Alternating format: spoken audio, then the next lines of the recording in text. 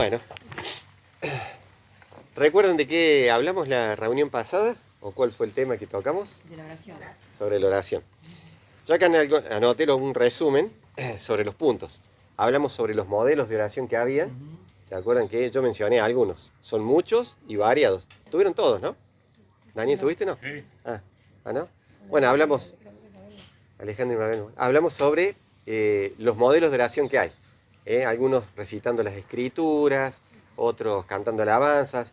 Hay otro que decía que hay que pedir muy específico. Si querías una bicicleta, hay un libro sobre eso, tenés que pedir el color, el modelo, todo. Bueno, y ahí, así un montón. Pero hacíamos hincapié en que no había que confiar en el tipo de oración, ni en lo elocuente o cómo sea la oración, sino que nuestra confianza está en el Señor, que es el que responde las oraciones. Yo puedo ser muy elocuente o puedo hacer una sola oración como el que, ¿se acuerdan que pusimos el ejemplo? Que decía, perdóname Señor que soy pecador. Bueno, esa oración dice que Jesús dijo que la había escuchado el Señor. También dijimos que lo que oramos y lo que pedimos tiene que ajustarse a la voluntad de Dios. Yo tengo que pedir dentro de la voluntad de Dios. Otra cosa que tiene que estar en la oración y que a veces nos olvidamos es de ser agradecidos con Dios. Damos siempre gracias al Señor.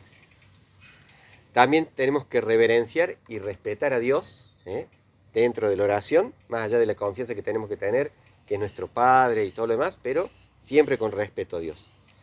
Que tenemos que orar por los otros también, no siendo egoístas, sino orando uno por otros, y tomarnos el tiempo para escuchar también lo que Dios nos quiere decir. Porque a veces nos sucede que vamos, tiramos la ametralladora con todas nuestras peticiones, nos levantamos y nos vamos. Y lo dejamos al Señor ahí queriendo hablarnos. Entonces, tenemos que tener en cuenta estos tips para cuando estamos orando. Y hoy vamos a seguir hablando de la oración. Dijimos que hay que ajustarse a la voluntad de Dios. Entonces, cuando pedimos, porque uno de los pasajes que tocamos es que decía que pedíamos y no recibíamos porque pedíamos mal, que era para gastar en nuestros propios deleites. Entonces, que nuestra oración tiene que ajustarse a la voluntad de Dios. Y en esto vamos a hablar un poquito más. ¿Se acuerdan? Y de paso busquen Mateo 22.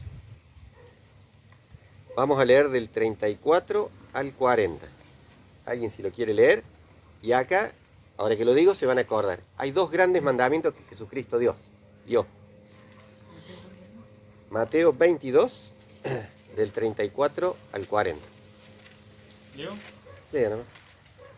Entonces los fariseos, oyendo que había hecho callar a los saduceos, se juntaron a una, y uno de ellos, intérprete de la ley, preguntó por tentarle, diciendo, Maestro, ¿cuál es el gran mandamiento en la ley? Jesús le dijo, amarás al Señor tu Dios con todo tu corazón, y toda tu alma, y toda tu mente. Este es el primero y grande mandamiento. Y el segundo es semejante, amarás a tu prójimo como a ti mismo. De estos dos mandamientos depende toda la ley y los profetas. Amén. Fíjense, Jesucristo es un modelo porque Él siempre estaba preparado para responder. ¿Y por qué? Porque Él siempre buscaba a Dios. Era lo primero que hacían. ¿Se acuerdan que todos estaban durmiendo y cuando se despertaban ya no estaba Jesús? ¿Dónde estaba?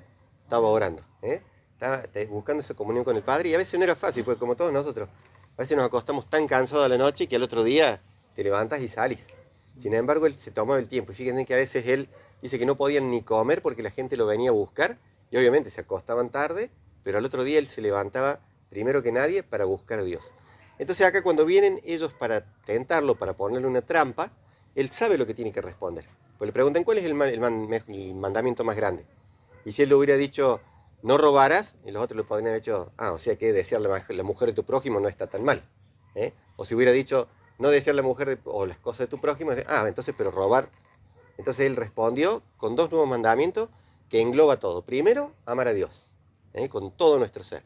Y segundo, amar a nuestro prójimo. Y ahí se envuelve todo. ¿Por qué? Porque cuando amas a alguien, no le vas a robar, no le vas a hacer esto, no le vas a decir nada. O sea, vas a hacer todo lo bueno para esa persona. Entonces ahí le cerró la boca. Fíjense, entonces, nosotros cuando vamos a tener que tomar decisiones o responder, si realmente tenemos una buena comunión con Dios y buscamos todos los días del Señor, en el momento que tengamos que abrir nuestra boca, vamos a estar preparados. Entonces, lo importante de la oración, para poder comunicarnos con Dios y también para darle el lugar, como decíamos antes, el otro día, de tomarnos el tiempo para escuchar, para que Dios nos hable y a través de su Espíritu Santo nos vaya mostrando cómo estamos delante de Dios o cómo estamos frente a su palabra. Y ahí Él nos va a ayudar. Entonces, cuando tenemos que abrir nuestra boca como Jesús, siempre daba en la tecla. Lo dejaba sin palabras. Y tanto nuestra relación con Dios y con los demás se tiene que basar en una relación de amor. Porque fíjense, Jesús que dijo, amarás al Señor tu Dios y amarás a tu prójimo.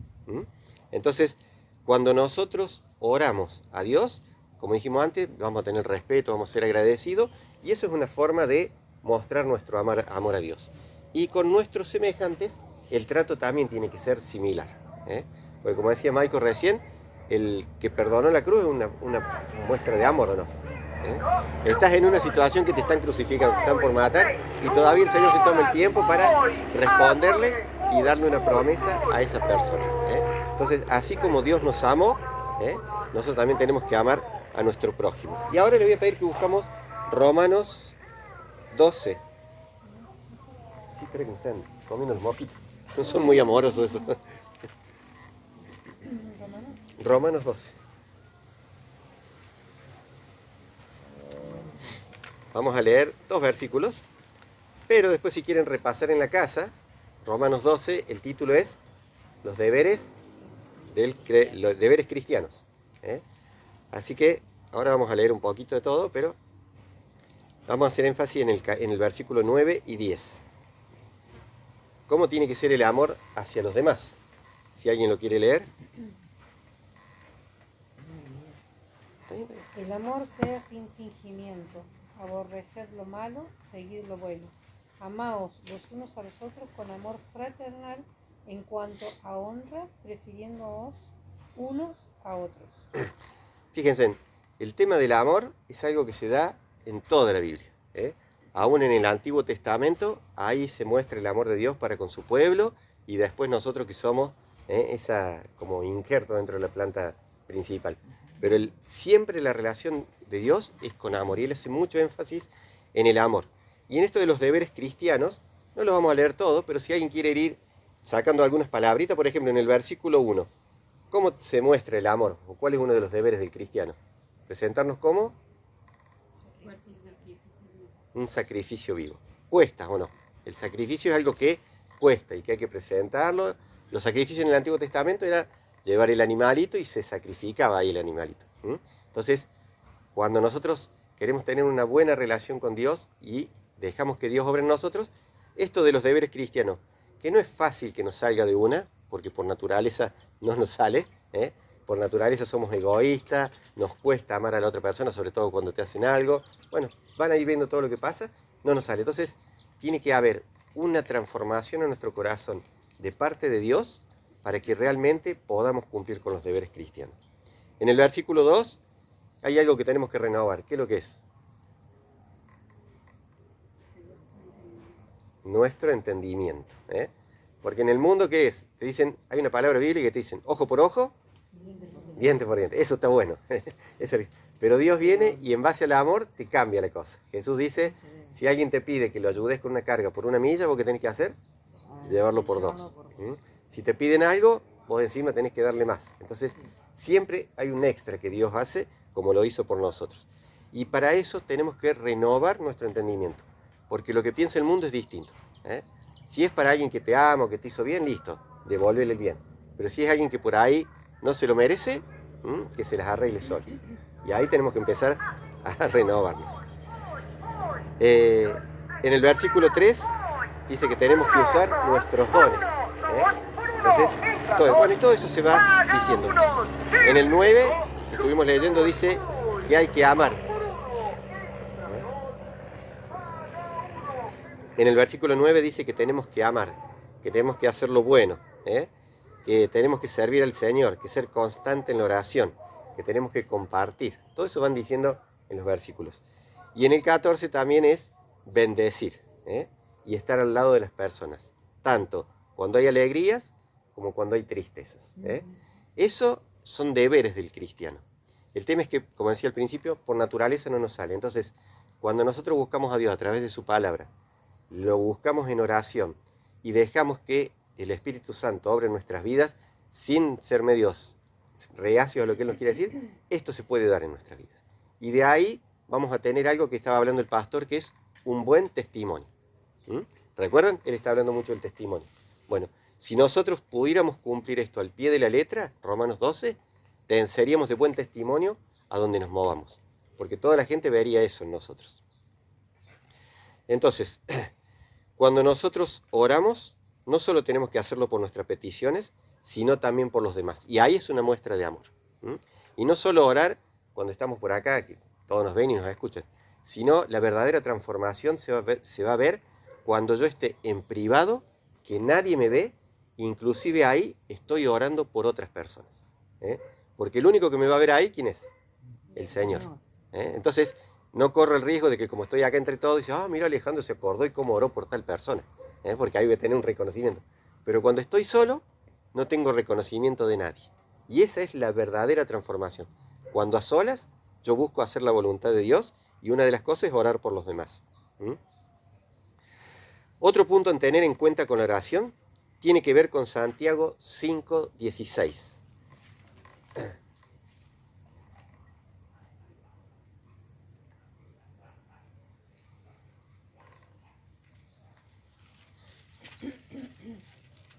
El que lo quiera leer. Confesaos vuestras ofensas unos a otros y orad unos por otros, para que seáis sanados. La oración eficaz del justo puede mucho. Amén. Dice que si confesamos nuestras ofensas unos con otros y oramos unos por otros, vamos a ser sanados. Y acá la sanidad no solo tiene que ver con lo físico, porque puede ser que suceda, pero es principalmente en lo espiritual. Porque cuando nos confesamos nuestras ofensas, el que va a confesar te digo, che, mira, te pido perdón por tal cosa, es como que me bajo, me humillo para pedir perdón al otro. Y eso da pie para que cuando oremos uno por otros, al ser humilde y sumiso, estoy cumpliendo la voluntad de Dios. Y eso trae sanidad especialmente en lo espiritual. Porque a veces podemos estar bien físicamente, pero por dentro, como decía el Señor, somos como sepulcros blanqueados. Pero acá fíjense, al confesarnos, al humillarnos, al pedir perdón unos con otros, si oramos, somos sanados. Y eso también nos prepara porque cuando vamos a participar de la Santa Cena, ¿cómo tenemos que ir? Limpios.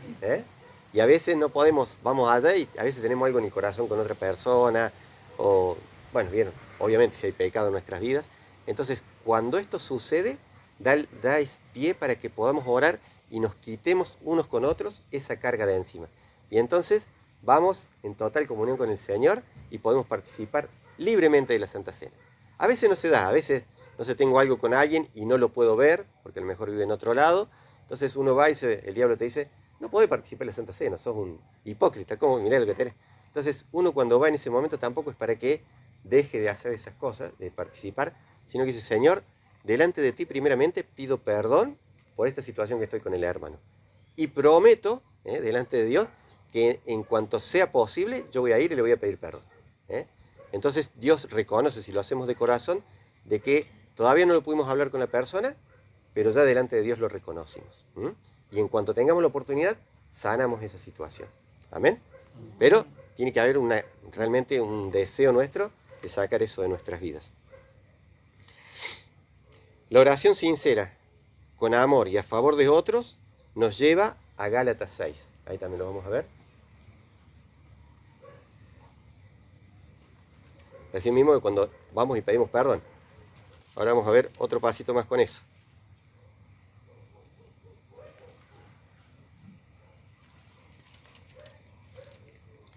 Gálatas 6, 1 y 2.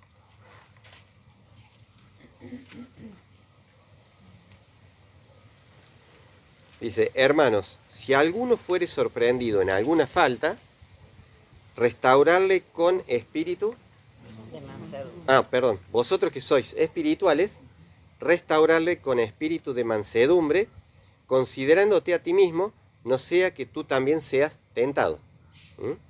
Sobrellevad los unos las cargas de los otros y cumplid así la ley de Cristo. ¿Conocemos a algún hermano que está viviendo en falta? Yo creo que todos por ahí estamos con alguna falta porque dice la palabra de Dios que todos pecamos.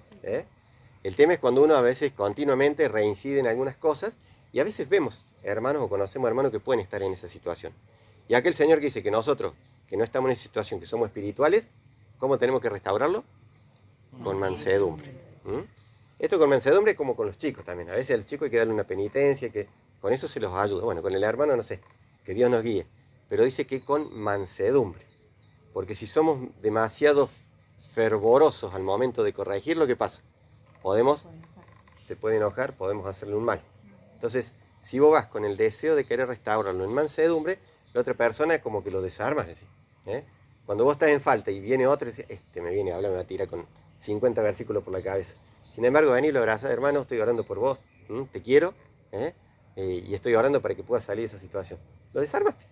Lo dejas porque ¿qué te va a pegar si encima que le venía haciendo un bien? Entonces, de esa forma dice que nos tenemos que tratar. Y es de la misma forma que Dios nos trata, ¿o no? A veces Dios nos tiene que corregir, pero con un espíritu de mansedumbre, Él lo que quiere es que nosotros seamos restaurados. Nuestro deseo con los hermanos tiene que ser también de ser que ellos sean restaurados. Y todo comienza en oración. Porque a veces sabemos de alguien, pero no podemos ir a decir lo que nos parece. Tenemos que ir en oración delante de Dios, pedir por la vida del hermano, ahí estamos orando por otros, y que Él nos ayude para saber cómo ir a hablar con el hermano. Y dice que sobrellevemos las cargas unos con los otros. Porque ¿qué pasa? El pecado es como un vicio, ¿o no? A veces uno, como decía, puede caer en pecado por alguna situación, pero ahí nomás se arrepiente delante de Dios, Dios lo restaura y lo dejamos. Es algo ocasional. Me apuraron, mentí, o hice algo que no debía, pero no es algo habitual en mi vida. El tema es cuando nosotros vivimos practicando algo. Ahí ya la cosa se complica. Y el pecado es como un vicio. Porque el vicio, ¿qué pasa? Uno piensa que lo puede manejar, pero a la larga, por eso es el tema con los alcohólicos. No quieren recibir ayuda porque no reconocen que tienen un problema. Cuando nosotros vivimos en pecado, sabemos que no está bien, pero si no reconocemos primero delante de Dios que tenemos un problema, vamos a seguir en lo mismo. El otro día veíamos una serie de un abogado que decía, ¿cómo es que decía? Ay, estoy tratando de acordar la Bueno, frase. yo la iba a anotar y me olvidé. Pero es algo así, nadie puede restaurarse si no sabe cuál es su problema, algo así. O de qué tiene que restaurarse. Entonces, con el pecado pasa eso. Y sobre todo que el diablo se las ingenia porque al principio el pecado es como placentero, ¿o no? Cuando uno vive la mentira y le salió bien una vez, le salió y después como que se acostumbra y a veces te trae beneficio. O cualquier otro pecado. El tema es que cuando lo vivimos es como un vicio. Después llega un momento en que no lo podés manejar, en que no lo podés dejar y ya te maneja a vos.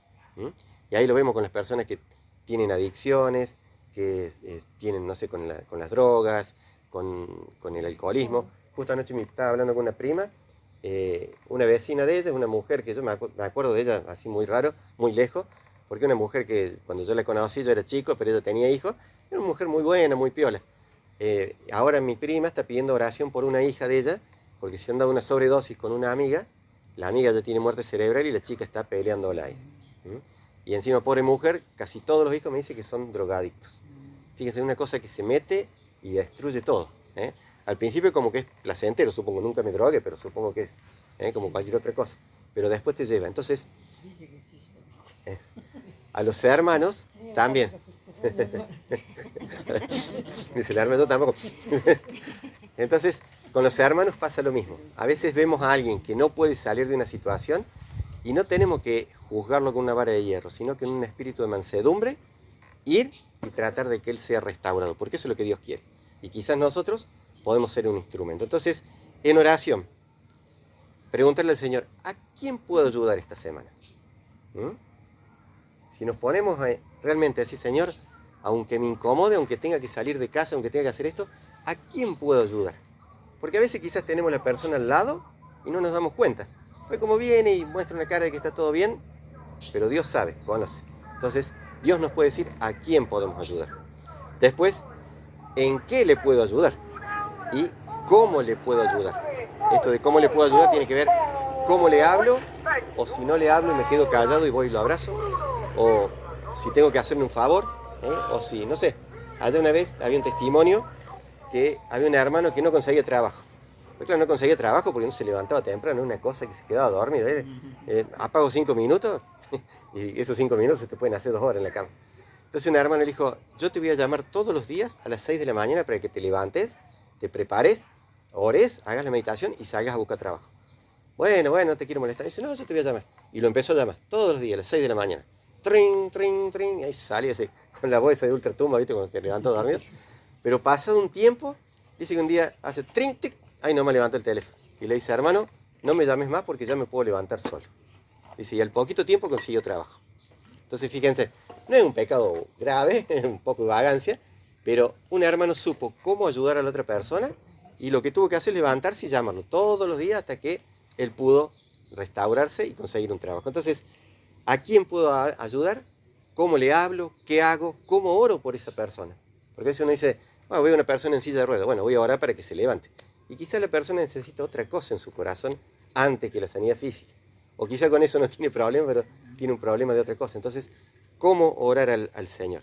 Y no sé, algunas otras preguntas, seguramente. Dice que la bipolaridad, Claro. que le ayudó. Bueno, hay un hermano también que nos contaba hace poquito. Él tiene un problema de bipolaridad. Y es una cosa que está bien y capaz que al rato está mal y hay veces que no puede salir de la cama. Lo agarra un estado de depresión que no puede salir de la cama. Dice que cuando le pasó eso, que estuvo mucho tiempo, fueron personas que le hablaban y versículo, versículo, versículo, versículo. Y él no podía salir de eso. Encima, cuando le venían con eso, peor se ponía. Entonces que llegó un día un hermano, se le sentó al lado de la cama y le dice, ¿qué me vas a decir? Nada, toma, le cebó mate. Estuvo cebándole un rato mate y se fue. Y después los 2 días, 3 días volvió y se volvió a sentar y le cebó mate.